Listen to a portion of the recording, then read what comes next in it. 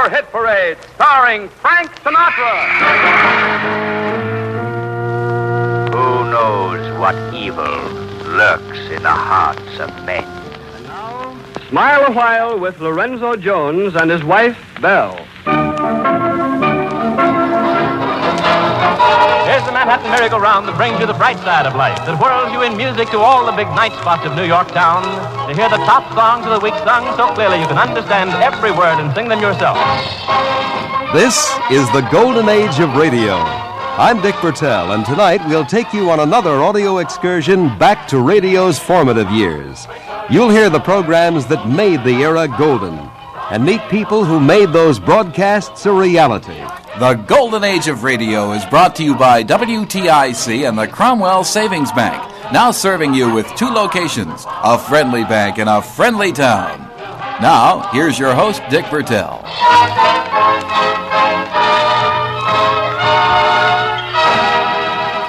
Good evening, and with me once again is radio historian collector Ed Corcoran. Ed, we have a sports announcer tonight that is familiar to every one of our listeners, I'm sure. I'm talking about the great Mel Allen. Gee, how about that, Dick? Okay, I knew you'd try that. Mel, it's good to have you with us here on the golden age of radio.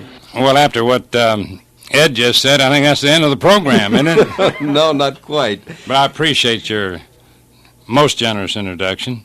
Nice being with you. Mel, it's a pleasure to have you here. As a matter of fact, you spoke earlier today at the Silvertown restaurant in Meriden, and Bob Saraki, the manager of Silvertown, was so nice to arrange this for us today. Mel, we're going to talk about sports eventually, but because our program is devoted to the golden age of radio, there's an aspect about your career that we want to find out about, and that goes back to the early days of CBS, when you and Bert Parks worked the night shift. That's right. When I first joined CBS, actually, believe it or not, I had done some football games while I was in law school, quite by accident, as it turned out. But I won't go into all the details, but I got a chance to join the network as a result of it, and I thought I'd like to live in New York for a few months before I started practicing law, but it turned out I stayed there. But I first started out working the early morning shift. I opened up the network 6 o'clock in the morning, but then I was rather accustomed to it because, you know, making 8 o'clock classes at college, you used to have to get up about, 6:30 maybe anyway to make them, so it didn't make much difference, and I lived right in town. But believe it or not, I never even knew how to make a station break till I got to the network, because all I did was do football games in college. The other fellows made the station breaks, and I didn't know anything at all about radio, and of course the longer I stayed in it, the more letters I got emphasizing that fact. But anyway, later on they switched to silver, and Bert and I, there were others, but Bert and I primarily handled the dance band shows, which was your 11 to 1 prime time, let us say. That's right. Instead of like the Tonight Show, you did dance bands in New York. Sometimes they would switch out to Chicago or San Francisco or Los Angeles, but primarily most of your great bands were playing in and around New York City. And we used to get a kick out of alternating doing Benny Goodman and Tommy Dorsey, Glenn Miller. Sammy Kaye was a tremendously nice fellow, but I didn't particularly care about his music. In fact, one time, he was so meticulous. We used to have a sheet with all the numbers that had been cleared, for BMI and the ASCAP, Right. And then they would select the numbers out of the cleared numbers, and then I would put down number 1, 2, 3, 4, 5, the order in which you're going to play them, and I would announce the tunes. Except Sammy liked to be introduced and then announce his own tunes. And we had a mimeograph sheet and a standard opening. CBS takes great pleasure in presenting for your dancing pleasure the music of blank, coming to you from blank, and then you'd go on. And one time at the Commodore Hotel, where Sammy was playing, I went down there, and of course you memorized that opening by then, or after a while. And I was looking at the dancers, and Sammy is there directing his band and that theme, you know, and the whining trombones and all that. And I said, good evening, ladies and gentlemen. CBS takes great pleasure in presenting for your dancing pleasure the music of Sammy Kane's orchestra coming to you from the Palm Room of the Hotel Commodore in New York City. It was a Freudian slip, truthfully. And he liked to fell off the dadgum bandstand because he thought I had, you know, belittled him. But we remained good friends. I told him, you know, it's just one of those slips of the tongue, just like one of his musicians will play a wrong note sometimes. Sure, you know. sure. But you actually... You found yourself standing back after announcing the introduction of Benny Goodman or whatever band it might be, almost in awe, almost as though you didn't believe what was happening. Well, it's true because, see, only a year and a half or two before, I was still in school, and a few seasons before that, you always were tuning in late at night and listening to the bands, you know, being broadcast. You could get Chicago direct at the university. The others would come through the stations near Tuscaloosa. But listening to them all, and then, you know, hear Bing Crosby's recordings and things of that kind, all of a sudden, there you are standing introducing these bands and meeting these people, you know. It did take you a while to... I was just wondering, whether you ever did anything at Frank Daly's Meadowbrook in Cedar Grove, New Jersey, on the Pompton Turnpike? I was about to tell you that, yeah. But first of all, the first time I was ever assigned there, I went out a little earlier because, you know, to find your way over. But once you'd been there once or twice, then you could drive over almost blindfolded. Not only there, but at the Glen Island Casino. Glenn Gray and his Casaloma Stomp Band or whatever. Anyway, yeah, Glenn Gray's band. And, oh, gosh, there was so many. And I see now Joe Venuti's coming back. All the guys are coming back. Certain guys have played in those bands, you know, had their own bands. Glenn Miller, of course, is another one. I used to do a commercial show. I did Harry James, who was part of Goodman's original trumpet section, and for a cigarette outfit, and Glenn Miller for the same cigarette outfit on two different networks. And strangely, at one time, Fred Waring was on one network from 7 to 7:15, and Harry James was on the other network, 7:15 to 7:30. Now, the announcer that did Fred Waring's show left to go on a vacation. Well, instead of hiring a replacement for him, they got me to do both shows, one following the other, but on two different networks, and one studio about 6 blocks from the other. But they arranged it so that I did the last commercial about 2.5 minutes before the end of the Waring show, and I had a cab waiting outside. I dashed off stage, jumped into the cab. A police friend of mine went with me. We went through red lights, and boom, we were there, and I would jump out of the car and dash in through the rear entrance, and that brought you right out on stage. The producer had the script ready, and I think only one time did he ever have to do the opening line, but otherwise, I'd make it about 10, 15 seconds to grab the script. Of course, I had looked it over, you know, earlier in the day, and just come on nonchalantly like nothing ever happened. See, but it's two completely different networks. Let's let our audience listen to one of those old band remotes.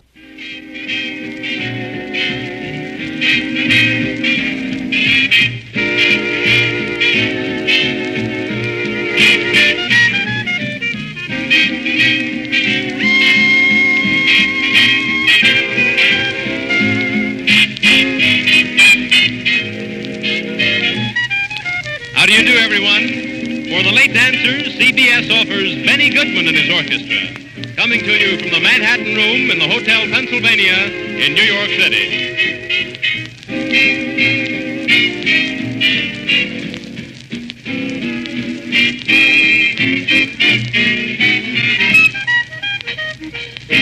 We move along in the Goodman stride with that Big John special.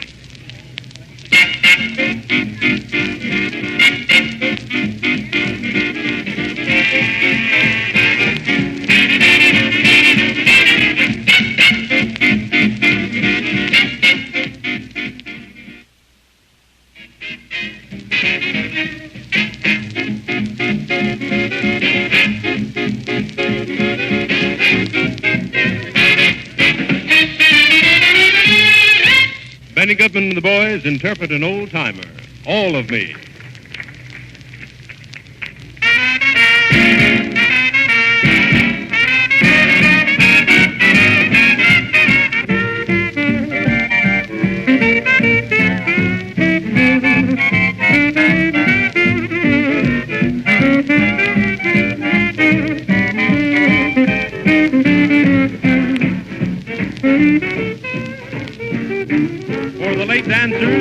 CBS has offered the music of Benny Goodman and his orchestra, coming to you from the Manhattan Room in the Hotel Pennsylvania in New York City. Melvin Allen speaking. This is the Columbia Broadcasting System.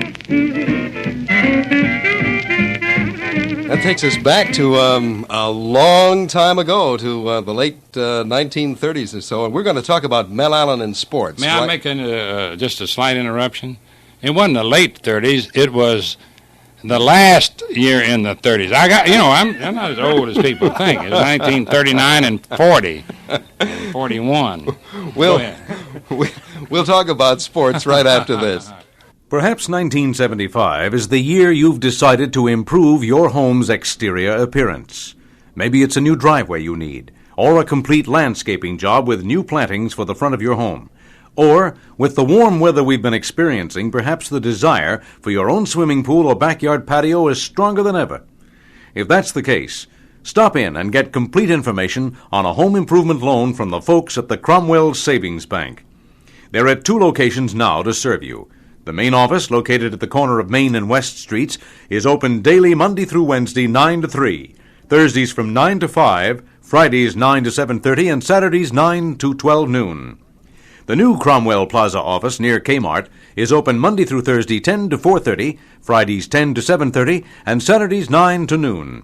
At either office of Cromwell Savings Bank, you'll get friendly expert advice on home improvement loans that can make possible those interior or exterior improvements to your home. Visit them soon. The Cromwell Savings Bank, now with 2 locations, member of FDIC and an equal housing lender. Now, once again, your hosts, Ed Cochran and Dick Bertel.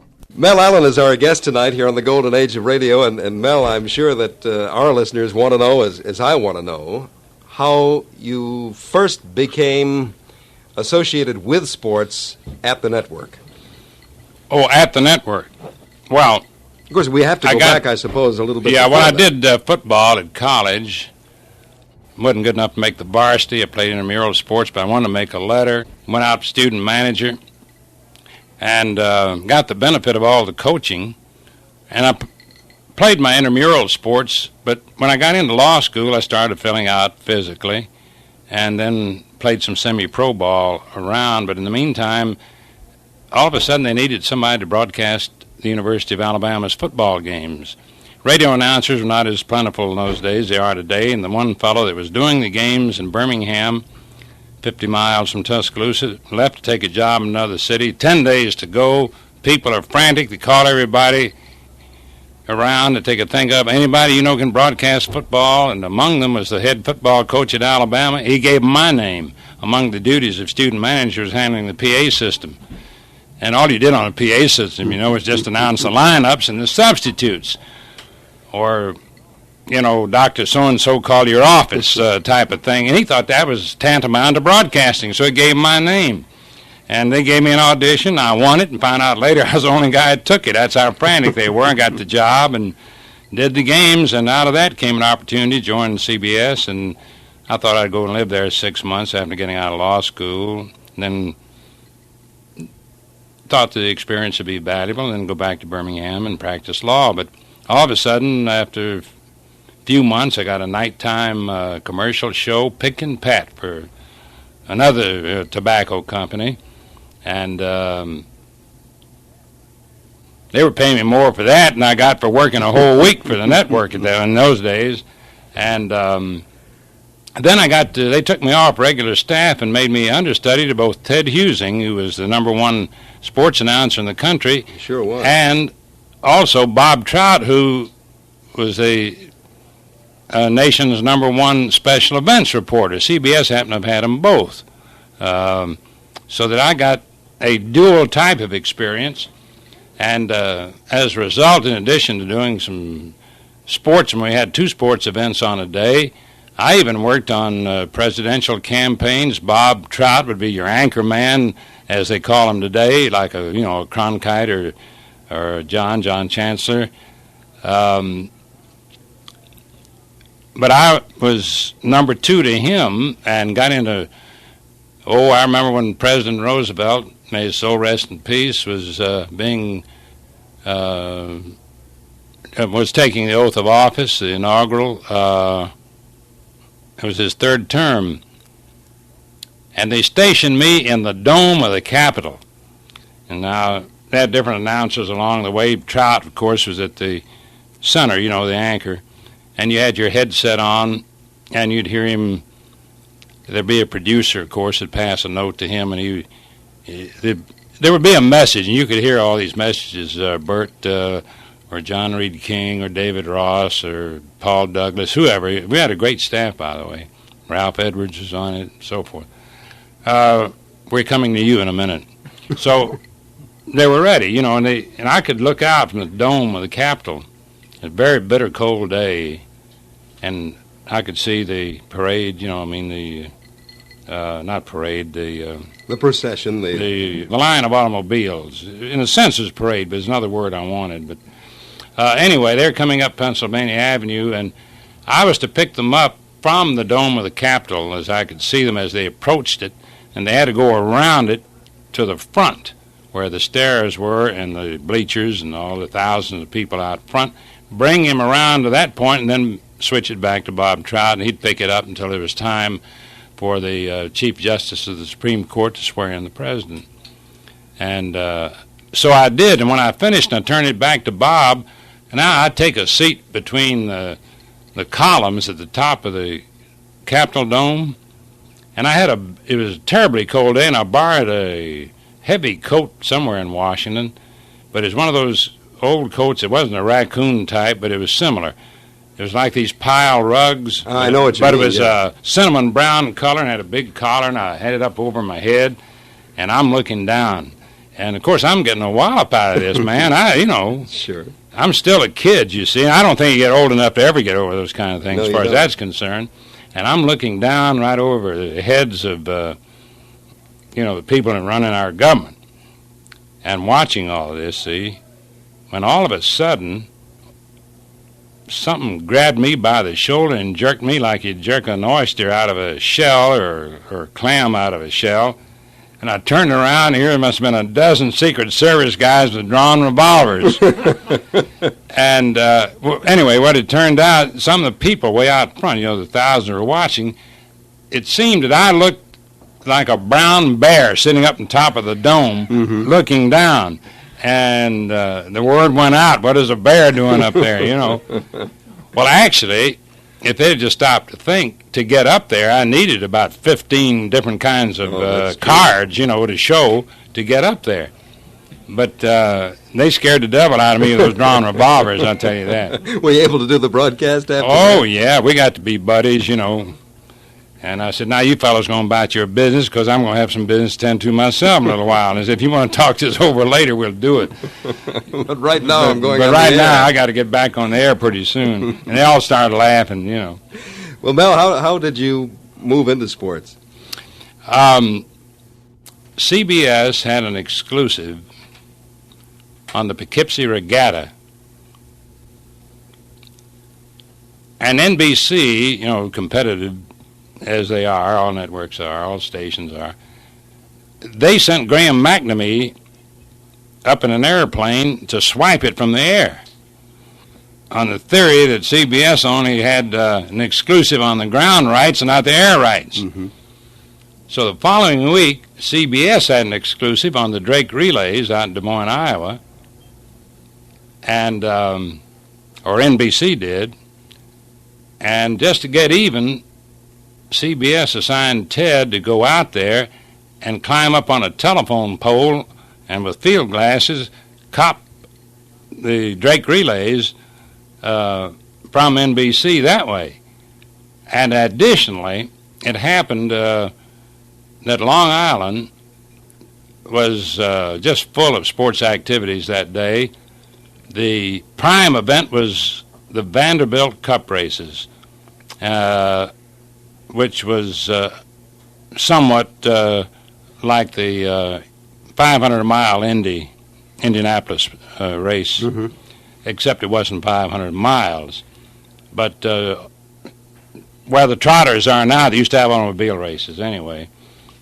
So they decided to send me up in an airplane, and I had never flown before, number one. I was just scared to death. about that.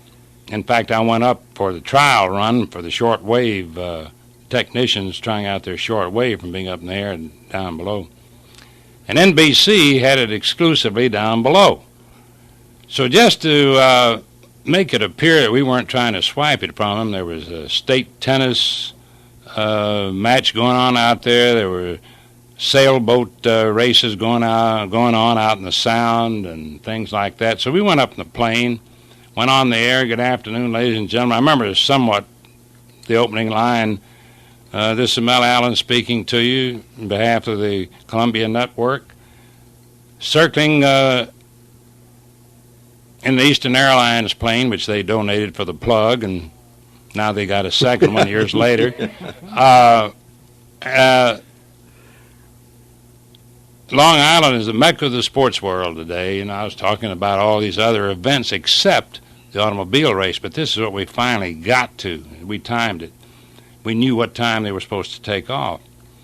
Now, the only script I had, because this came up at the last moment, I cut out of the New York Times the lineup of the automobiles, just as you'll have in the 500-mile race. 3 cars to a line and 11 lines deep, 11 rows deep, 33 cars.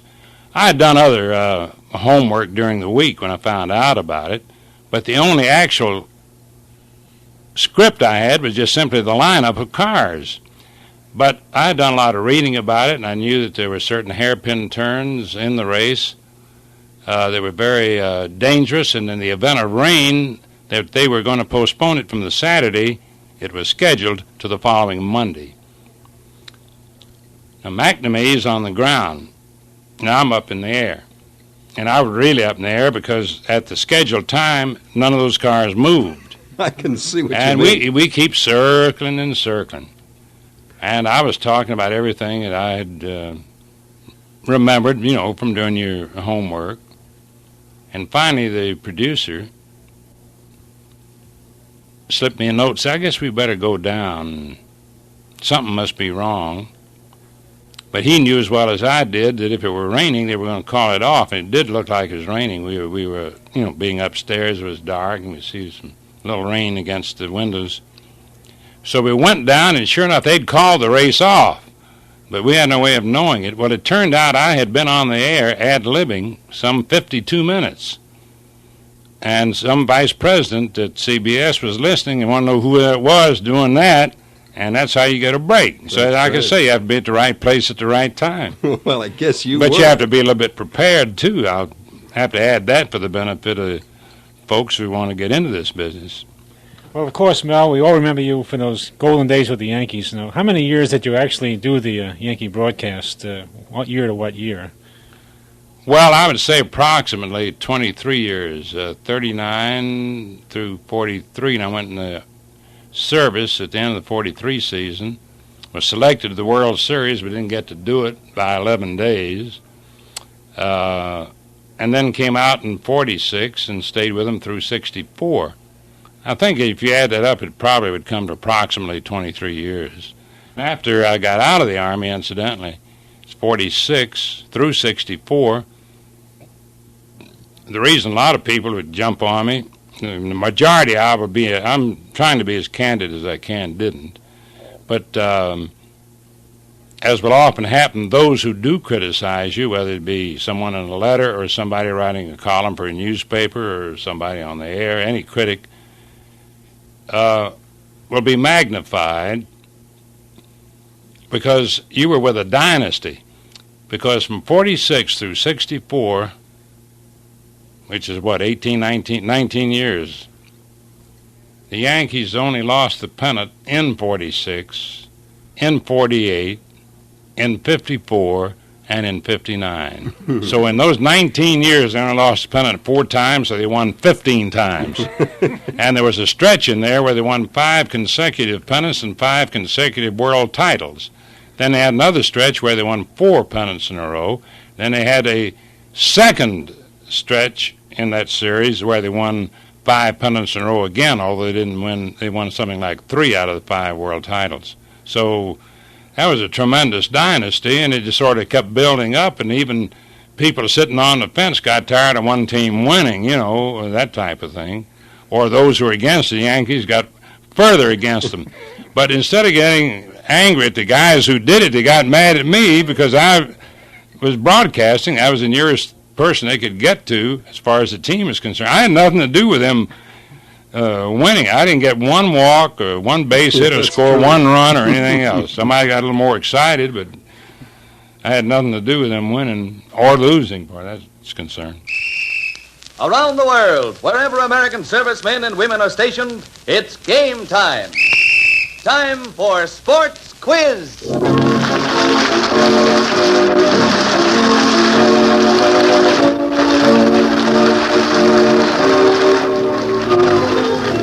Welcome, everybody, to Sports Quiz, the fans versus the experts, the lively game of give and take in which you men and women of the armed forces challenge outstanding experts with the toughest questions you can throw their way.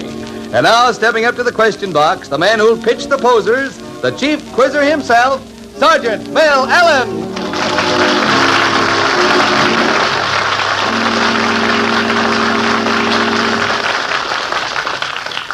Thanks a lot, Ed Hurley. Hello, everybody. Well, draw up a box seat and enjoy another Set 2 with Sports Quiz, wherein our battery of sports experts strive to unravel knotty problems that pop up in a GI bull session. This week's array of 4 stars is all set to meet your challenge in the form of sports teasers you send in from overseas. Remember, too, that in addition to their efforts to answer your questions, our guests are divided into 2 teams, the Reds and the Blues, and they'll compete against each other to see which team can come up with the most correct replies. So you see, it's a doubleheader, you fans versus the experts, and at the same time, the Reds against the Blues. Now the lineup for today's game. On my right sits the Blue team. The first introduction I'd like to make to you, news editor of the National Broadcasting Company, stepping in to show what he can do in the world of sports, Jesse Mass, and his teammate, that affable master football strategist and coach of the New York Giants, sizzling Steve Owen.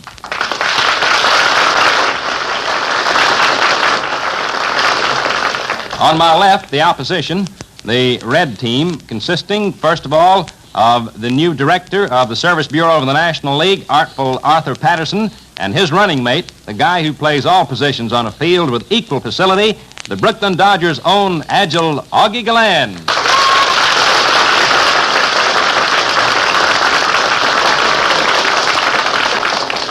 All right, now, gentlemen, here are the ground rules. All questions have a point value fair to both sides. These points will be awarded at the end of each question and tabulated by our staff. Each team receives credit for as much of the question as it answers. The team that winds up with the highest total of points is declared the winner. And the prize, well, it's just that good old-fashioned pride in winning. Now, if you fail to answer correctly, I ring the bell on you like this, and then the question is thrown to the other team for an opportunity to pick up extra points. And each time you miss a question, by the way, you owe the sender an autographed picture of yourself. All right, gentlemen, batter up. And working on the theory that a good start augurs well for a triumphant ending, we'll slip this easy teaser to the team of Owen and Mass and see if it'll help you get the feel of things, gentlemen.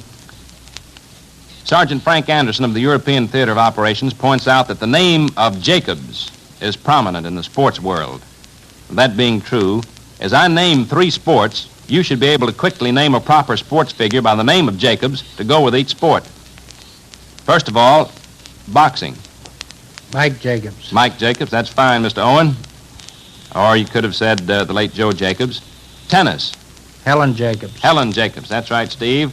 Incidentally, this question is good for 3 points. And the third part, horse racing. Hurst Jacobs. Hurst Jacobs, absolutely right and good for 3 points. Very good answer, Steve.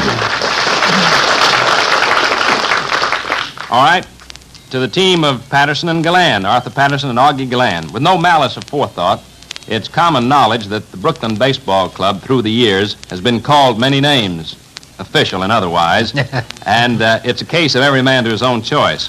However, Private First Class Bert Levy, the European Theater of Operations, wants you to recall 3 nicknames by which the Dodgers have been known in the years past. Well, I know one anyway, Mel. All right, Robbins, Augie. They call the Robbins one.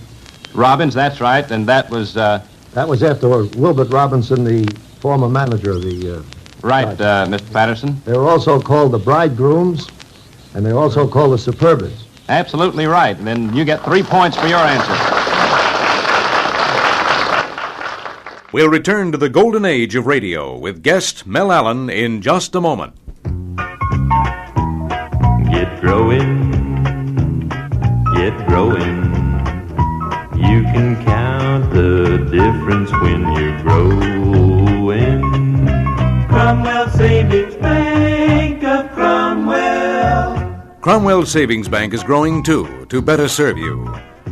Now with the new Cromwell Plaza office near Kmart. For your banking convenience, this new office also features a drive-in telewindow. When you open a new savings account with $50 or more, you'll receive an attractive gift from Cromwell Savings Bank's new Plaza office. Stop in soon. They're open Monday through Thursday, 10 to 4:30 p.m., Fridays 10 to 7:30, and Saturdays 9 to noon. You grow more with us. Cromwell Savings Bank of Cromwell.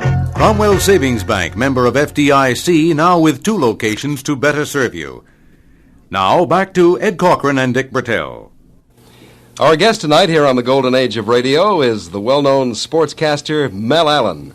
Mel, you obviously you had to know and work with Casey Stengel during those golden years of the Yankees when you were doing your broadcasts. How did you do as far as communicating with Casey was concerned? That was the only part that you could call work.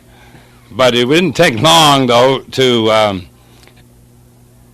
figure out what he was talking about. And I really believe that having studied languages at college, like French and German, you were able to take his English and translate it. For example, the sports writers, would come down, to write certain notes. And I would come down. Naturally, when you're broadcasting, when you're off the air, you're through, and that's it. But the writers have an opportunity to come down to ask questions, why he did this or that, get some notes. So they were asking him why he sent Enos Slaughter, whom they had gotten from the Cardinals, to help him out in a stretch drive for the pennant, why he sent Slaughter up to pinch hit against a left-handed pitcher in the late innings. And I can't imitate Stengel, but he said, well, he played with that fella out there in St. Louis long enough to know that a left-hander could hit a left-hander. That's his answer. Well, you got to know what he meant by that. Yeah. He meant by that left-hander in St. Louis, Stan Musial. So he meant, of course, that Slaughter had played with Musial long enough to know that Musial, who could hit righties and lefties equally well, and Slaughter could too. And so this is how you learn to translate things. And actually, Casey was always on stage. He was quite an entertainer. As a ball player, I found out when he beat the Yankees, for example, in a World Series playing with the Giants, when he hit an inside-the-park homer. He was a showbiz kind of a guy. And even when he was with the Dodgers, he was playing the outfield, and he happened to see a little baby sparrow in the outfield one day. Somehow it fell off the nest on the top of the fence or something, and he grabbed it and put it on his head, put the cap over. Nobody saw it. When he came up to bat the next time, the crowd applauded something he did, so he took his cap off, and the sparrow flew out and went away. Well, he was waiting for that, you see. And so he was always a showman. He was always on stage, but beneath it all, he was a brilliant manager. He simply did not have the ball players at Brooklyn when he was manager, or at Boston when he was a manager. And yet when he went back to the minors, he won a pennant in Milwaukee, he won a pennant at Oakland. And so when George Weiss became general manager of the Yankees, he brought Casey up. And Casey's philosophy was very simple. I play my strength against your weakness, and my weakness against your strength. He knew as much about the players on the other ball clubs as he did his own. Mel, you were part of the era of Husing, of Barber, of Allen himself. What do you think about sports figures who become broadcasters in later years? How do you feel about the industry today doing that? Oh, I have no objection to that. In fact, I don't know whether I was the first one to have an athlete working with me or not.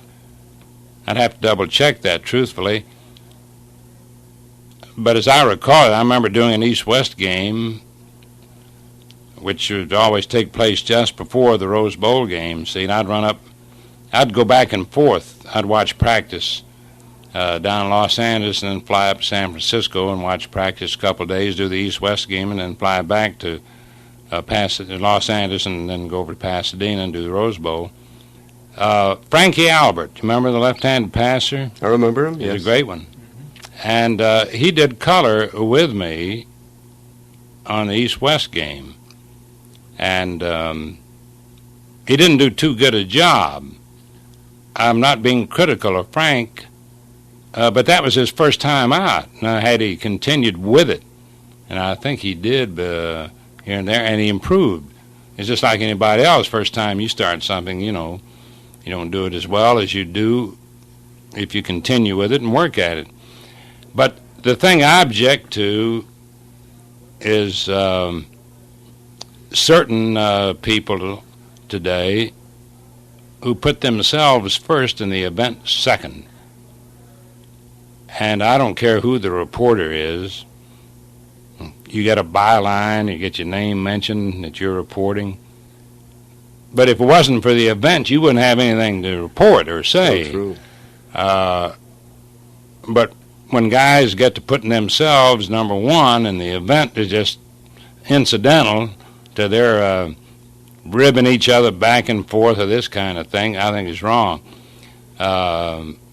Yet, if the Nielsen ratings are great enough, this is important to the people who own the station. They can sell their time for more money. So they can take it from there. But we used to prepare. In other words, we'd come out. We were prepared so that, let's say it's a football game. And in your first moments before the game, the kickoff got underway, you would tell them what the philosophy was of each team. Their defensive philosophy and their offensive philosophy based on what they knew about the opposing team. They swapped films and they had scouting reports. And then they each would tell you something, some new little wrinkle they were going to put in for the game. And you developed, as I said earlier, a lawyer-client or a doctor-patient relationship.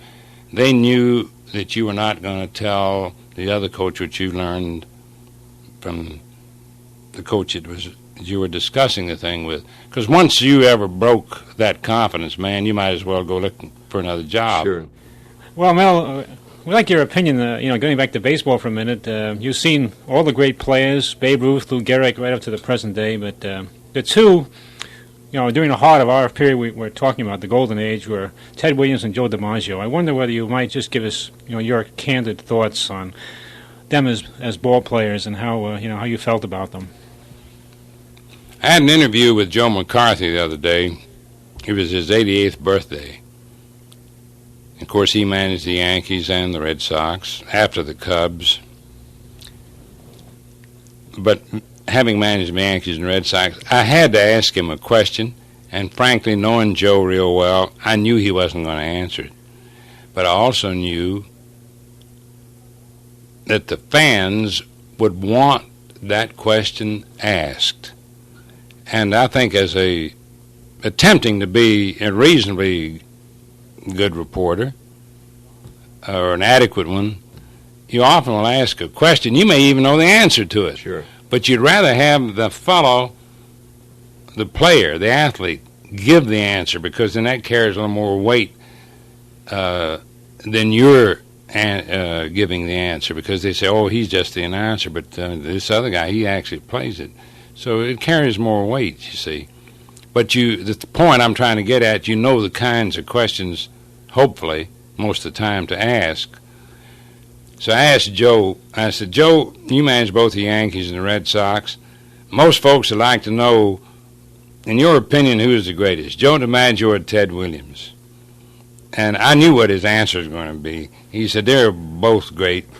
And but yet I knew what his actual thoughts were, and it was proven by a poll taken on all the media and with the fans voting coast to coast about 3-4 years ago on the question was, who's the greatest living ball player, active or inactive? And the winner was Joe DiMaggio. Now, I've been with Ted Williams many times, been fishing with him, I've been on Jimmy Fund fundraising drives, things like that. And Ted will tell you, Jiminy Crickets, I'm not in his league, is a total ball player. DiMaggio will tell you there's no greater classic hitter that I've ever seen than Ted Williams. And it wasn't a mutual admiration society. They were giving you the honest answers. They meant it. However, that didn't mean that Joe wasn't a great hitter. He had a different philosophy of hitting than did Ted. Yet, Ted was slow. He couldn't help that.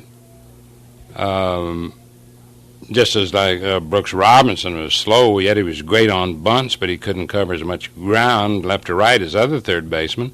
Something hit to his left, he didn't have to cover too much ground. He'd grab. He had great hands, but he had a quality of leadership. He had class and could hit well in the clutch. Ted could hit well in the clutch, but he had an element of stubbornness to which he would agree. When they put that overshift on him, he knew he was a great hitter, and he just wanted to show him he could beat it. And you just couldn't. When you put everybody over on one side and left field is wide open, there's no third baseman, all you got to do is bunt the ball down there, and you walk to first base, you got a base hit. And he could have done that because he could control the bat, being a greatest hitter. He's the last hitter ever to hit over 400 in the major leagues. And we all know that, and he does too. But it's just a makeup of an individual, you see. Now, when he had to hit in a clutch sometimes, on occasion, he could do it. I'm taking nothing away from Ted. I just mean it was just on a 3-2 pitch, 8th inning, 9th inning, winning run on second base. If the pitch was 3 inches outside or 4 inches, Ted would take a walk. His theory being, if they start making you bite at pitches a little bit outside the plate, the next time it's going to be a little further and a little further until the first thing you know is making you bite at pitches a foot outside the plate or something like that.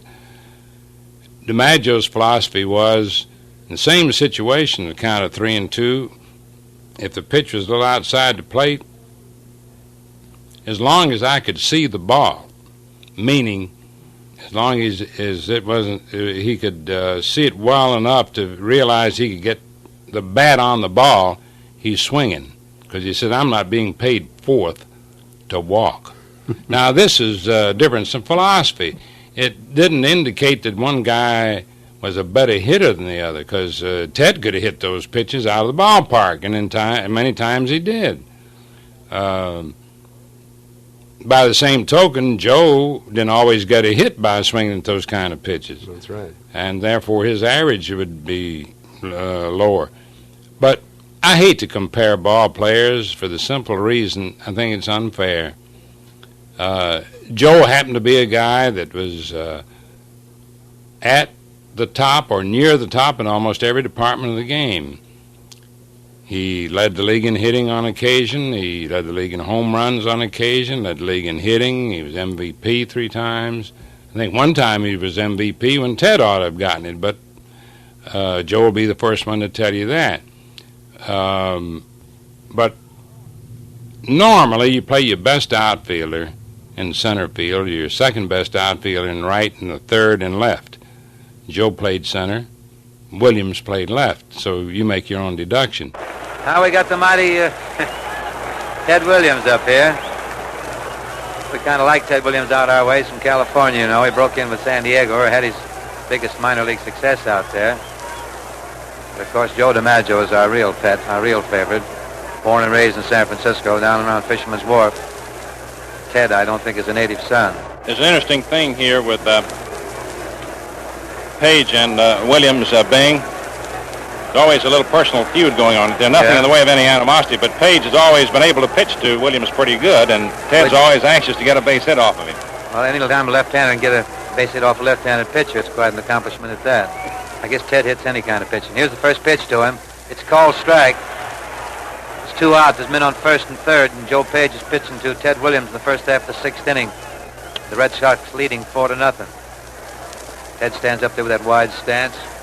Steady, calm, cool, collected, flexes that big mace, and here's the pitch to him. He hits a high fly going up into left field. Should be an easy chance.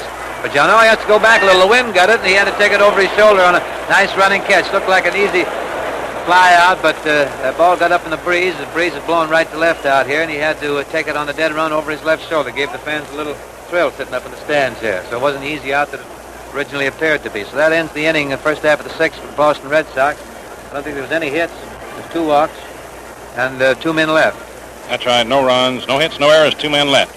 Bing. Yeah, Mel. I think they ought to make a picture called The Brothers DiMaggio, and you play Joe and let Hope play Dominic. How about that? I'm an infielder, though. Second baseman. I can go to my right, too, for a ground ball. Can't make the throw, but I can go over there.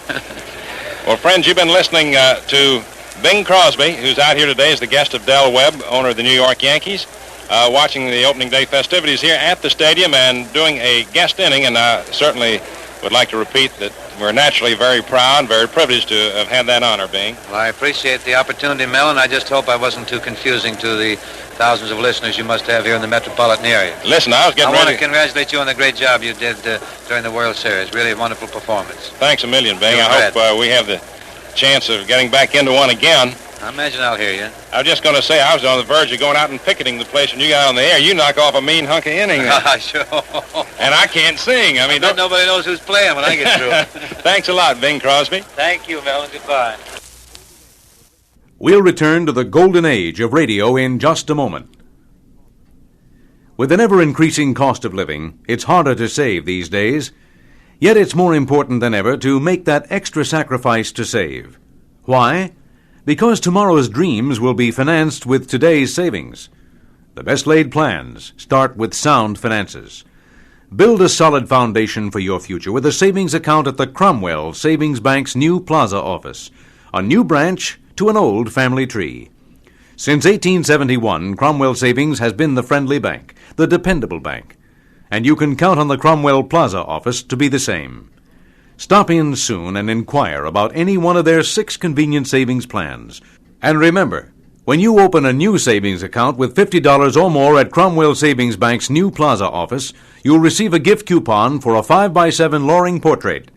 Deposit $100 and you get an 8x10 portrait coupon. Or deposit $5,000 and choose from 3 beautifully designed decorator clocks. Cromwell Savings Bank, member FDIC, where you can start the savings habit. Now back to Ed Corcoran and Dick Bertel and tonight's guest, Mel Allen. We're running out of time. Did you know... You know why? Ask an announcer one question, you got a 45-minute answer. Did you know Babe Ruth? Yes, I got to know Babe. Of course, his career had long been over, but I got to know him when they asked me to go around when he spoke to Little Leaguers and Babe Ruth Leaguers and high school students, American Legion students, and that sort of thing. So I got to know him pretty well. And he was a tremendous personality, professionally, certainly. Were you there on that memorable day in April, Babe Ruth Day at Yankee Stadium? Yes. We had 2 days, one in 47 and a second one in 48.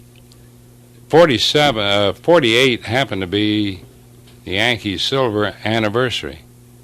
And just 2 years ago we had the 50th, or golden anniversary of Yankee Stadium. And on opening day, the Yankees had beaten the Dodgers in 47 in the World Series. So the Yankees, after the march to the flagpole and the raising of the flag, emblematic of World Championship, by Bucky Harris, who then was Yankee manager, and Joe McCarthy, former Yankee manager, then managing the Red Sox. I introduced Joe DiMaggio won the most valuable player award, which he accepted in his sincere, humble fashion. And then I had the thrill of introducing the man who won the first ball game ever played in Yankee Stadium from an offensive standpoint, George Herman Babe Ruth, and he stood up in the stands because he hit a home run, you see, with 2 men on base, Whitey Witt and Jumpin' Joe Dugan. And that enabled them to beat the Red Sox opening day at Yankee Stadium, the first game ever played at Yankee Stadium, by a score of 4-1. He drove in 3 runs with that homer. So then, anyway, I'll go on and say, and the season wore on, and the triple battle for first place. The Red Sox knocked the Yankees out of the pennant on a Saturday, and they had a chance to tie the Indians for the pennant on the Sunday, which they did. Cleveland lost and Boston won. And then the only playoff game in the history of the American League, Cleveland won it in a 1-game playoff, and then beat the Braves, who then were in Boston, in the World Series. But I said the topper to me came several weeks later, when strangely the 2 dignitaries who threw out the 2 first balls on the 2 opening day games of the Yankees, the one road game, the one at home, ran against each other for the presidency of the United States.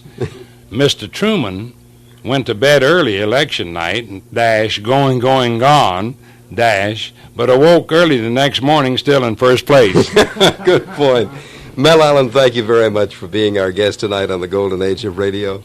Thank you. I certainly appreciate it, and I hope when I do get to the Golden Age I'm still around, and you too, and maybe we'll do one and get some added information in here. And until next time, this is Dick Bertel. This is Ed Corcoran. Good night. Here's the Manhattan merry-go-round that brings you the bright side of life, that whirls you in music to all the big night spots of New York town, to hear the top songs. Tonight's excerpts were provided through the courtesy of Jack Miller of Hamden, Connecticut. Re-recording was by Sam Balnius. The editor was Bob Shirago. The Golden Age of Radio was produced by Bill Grasty and Dick Bertel. The Golden Age of Radio has been brought to you by WTIC and Cromwell Savings Bank, located at Main and West Streets in Cromwell, and near Kmart at the new Plaza office, a friendly bank in a friendly town. Pepper Young's Family. The story of your friends, the Youngs, is brought to you by Cam-A, the mild beauty soap for a smoother, softer complexion.